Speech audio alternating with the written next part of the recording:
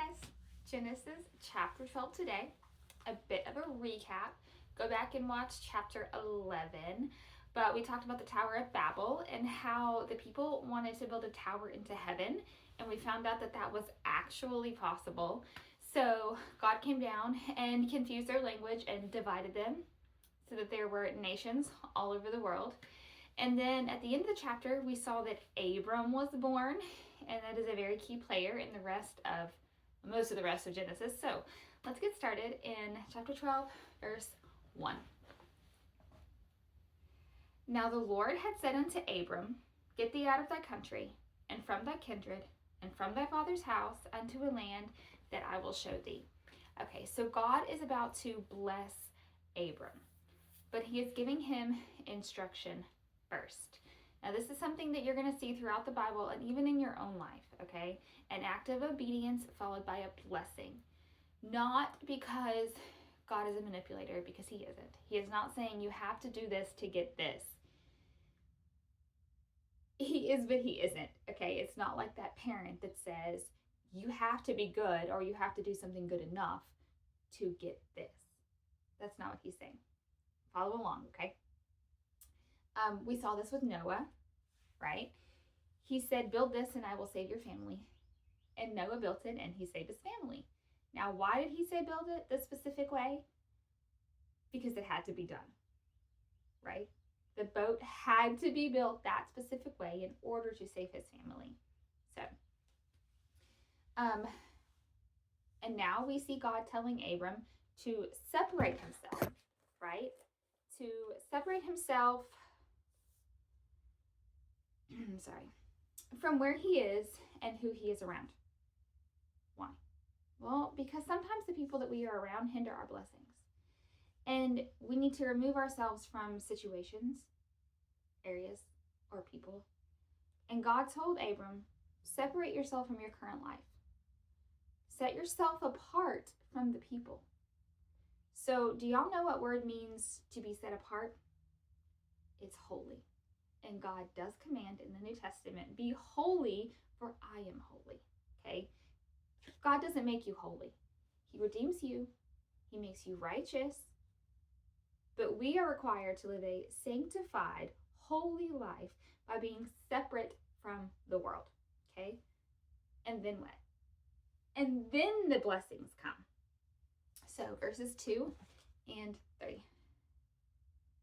And it came to pass, as they journeyed from the east, that they found a plain in the land of Shinar. Hold up. I am reading chapter 11. Sorry. Chapter 12, verses 2 and 3. And I will make of thee a great nation, and I will bless thee, and make thy name great.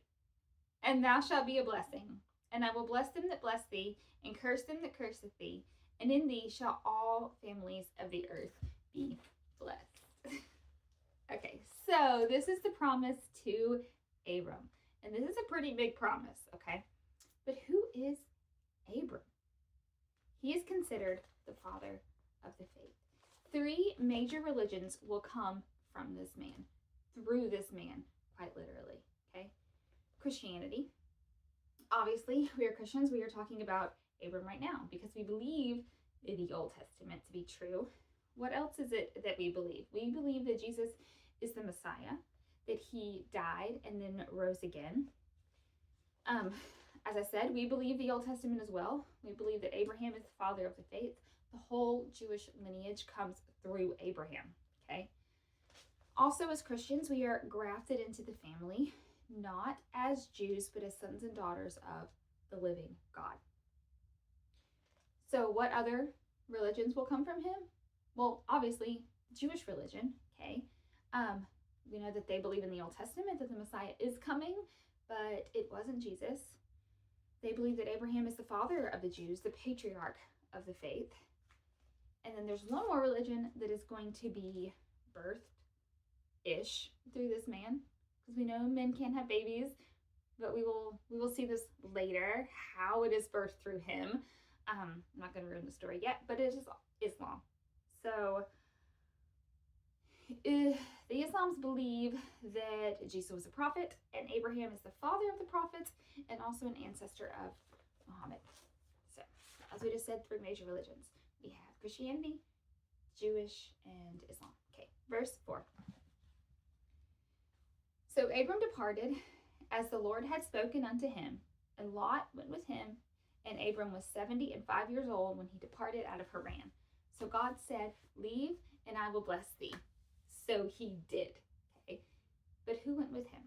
Obviously his wife, of course, his nephew, Lot. It also says that when he left, he was 75 years old. So let this go to show that you are not too old to be obedient to God, and you are not too old for God to bless you. Verse 5. And Abram took Sarai his wife, and Lot his brother's son, and all their substance which they had gathered, and the souls that they had gotten in Haran, and they went forth into the land of Canaan, and into the land of Canaan they came. Okay, so this verse tells us who went with him. We just said it was his wife, Sarai, his nephew, Lot, and everything that they owned. It says all of their substance, and the souls that they had gotten in Haran. So those are their laborers and their servants that were with them, that were actually born in the house of Abram. I forgot his name for a minute. Okay. How do I know that?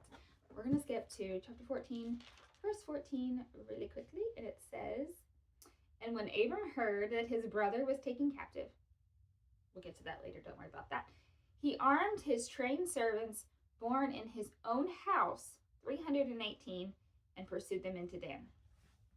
Okay, so 318 men that were born in his house. That's just the men, that's not counting women and children. So Abram has this, like, literally a herd of people, right, going with him out of Haran into Canaan, where God is leading them. Okay, this says they went into the land of Canaan. Do you remember who Canaan was? Canaan was the directly cursed grandson of Noah. Okay, the one that was born on the ark, Canaan. Okay, another thing I want to point out about this verse is that Abram took everything with him. God said leave, and Abram said, yes, sir. And he took everything. That means he didn't leave something behind, or he would have to go back and get it, or even look back. He was obedient to the fullest extent of being obedient. Verse 6. On the page, sorry. Okay. And Abram passed through the land unto the place of Sichem, unto the plain of Morah, and the Canaanite was in the land. Okay, so this tells you where he journeyed. All right, we know that he came from Haran, which today is like southeast Turkey, to Canaan. Today, this land of Canaan, today would be Israel, Palestine, which is the West Bank and Gaza, parts of Jordan, parts of Lebanon, and parts of Syria. Okay, all of that was the land of Canaan. And we will see all of that is promised to Israel. Okay, it says the Canaanite was in the land. It was already inhabited by Canaan's descendants. Verse 7. And the Lord appeared unto Abram and said, unto thy seed will I give this land. And there he builded an altar unto the Lord who appeared unto him. So God says to Abraham's descendants, he will give that land. This is a promise. Okay. Now Canaan is the promised land. The land of Abram's descendants. Spoiler alert, that's the Jews. I know we said that Christians are not directly born from his line, but our faith does come, obviously, through Jesus. But it's not to the Christians. And we said that Islam also will come from him, but it's not to them either. We will see later chapters that this land is promised directly to the Jews. Okay. But this land that we just saw is already occupied by the Canaanites. Do you remember the curse / promise from chapter 9? So if you go back and read chapter 9, verse 26, it says, blessed be the land. Sorry, no, it doesn't. It said, blessed be the Lord God of Shem. Now, Shem is Abraham's ancestor, okay?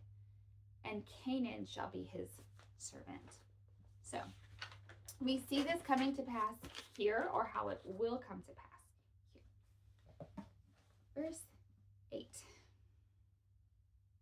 And he removed from thence unto a mountain on the east of Bethel, and pitched his tent, having Bethel on the west, and Hai on the east. And there he builded an altar unto the Lord, and called upon the name of the Lord. Okay, so we see here that Abram has built 2 altars now. So the first one is in verse 7 that we just read a second ago. In the place where God showed him this promised land, where he showed him Canaan. Then he traveled to a mountain and he put up a tent. This is a resting place, okay? I'm sure that it wasn't just one night, because this was not just, a tent that we could throw in a backpack now. And remember, he has a whole herd of people with him, so that's a lot of tents, right? A lot of things to put up and take down. So I'm sure it wasn't just for one night, but he built an altar there as well. So what is an altar? Okay, an altar is a place of sacrifice. So altars in the Old Testament is where people would sacrifice animals unto God. We do not have to do that anymore because Jesus, okay? But, so what is an altar now? Because we still have them now, right? We have them in should have them in every church, okay? So what is an altar now? Well, it is still defined as a place of sacrifice. But instead of sacrificing an animal, we sacrifice ourselves on that altar. A place to give all of us to God, to crucify ourselves unto God.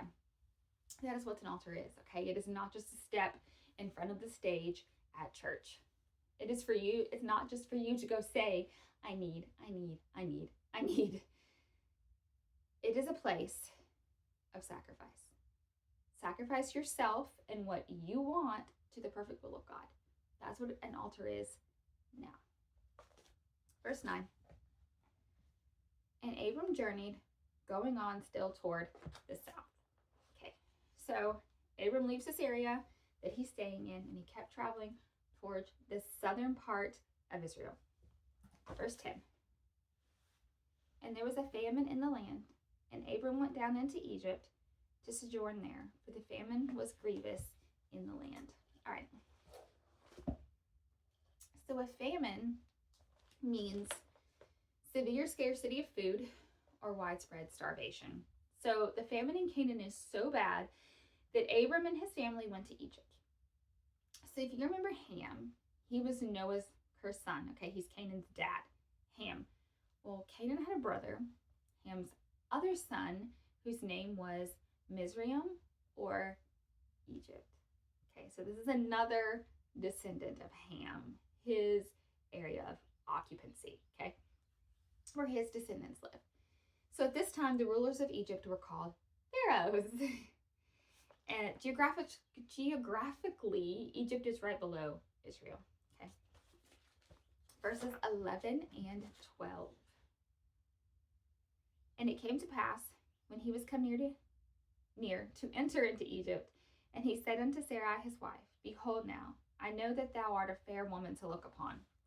Therefore it shall come to pass, when the Egyptians shall see thee, that they shall say, This is his wife, and they will kill me, but they will save thee alive. Okay, so they're traveling into Egypt, and Abram, I was going to call him his new name.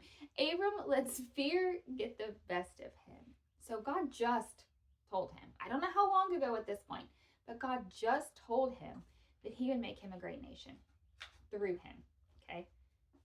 That the world's going to be blessed. But he's worried. First, he tells his wife that she's very beautiful, okay? Remember, she's about 70 years old at this point, but she's still very beautiful. And he tells her that when the Egyptians see her, she is so beautiful that they will want to keep her and kill him. But God just made him this promise. So why is he worried about them killing him? Now, it's super easy for us to look at this and go, why are you worried? But he's human, right? This is a human emotion. Let's read verse 13 to see what his plan is. Say, I pray thee, thou art my sister. that it may be well with me for thy sake, and my soul shall live because of thee. Okay, Abram. So his plan, have Sarai tell them that she is his sister. But here's the thing. It's not exactly a lie. He's not lying. She is his sister. It's like introducing your grandma as your mom's mom. She's still your grandma, but she is your mom's mom. And Sarai is his sister. We're going to look ahead at chapter 20, verse 12. Let's see that real quick.